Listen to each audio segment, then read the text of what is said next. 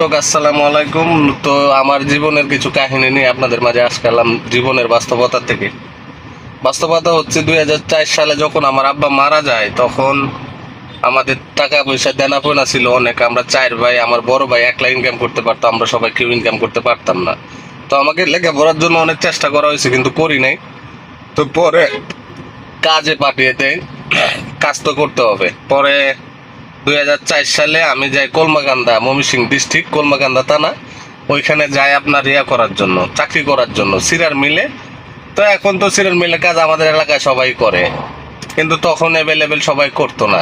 তখন আমাদের ছেলের এলাকার ছেলেদের মনের মা ফ্যামিলির সবার মনের বাসনা ছিল যে সিরার মিলে কাজ করবে।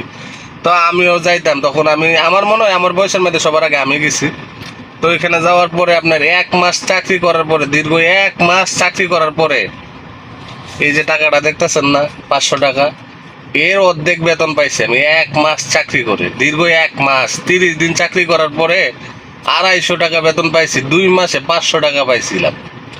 তো তারপরে তো যতটা ফিলিংস হয়েছে, 250 টাকা পাওয়ার পরে 1 মাস কাজ করার পরে, দীর্ঘ 2004 সালে, এখন 30,000 25,000 পাইলে এই ফিলিংসটা পাওয়া যায় না।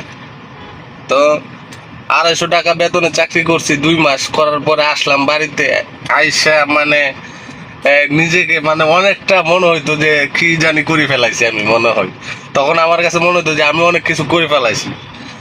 তো আগের বাস্তবতা আর এখনের বাস্তবতা মিলাইতে গেলে আসলে যে জীবন কতই সহজ আবার কতই কঠিন। হ্যাঁ, এক সময় আমি কই 250 টাকা দিয়া 1 মাস চাকরি করতাম, আর এখন একদিনে পাই এরকম 250 টাকা। 2 দিনের টাকা, 2 মাসের টাকা একদিন ইনকাম করতে পারি।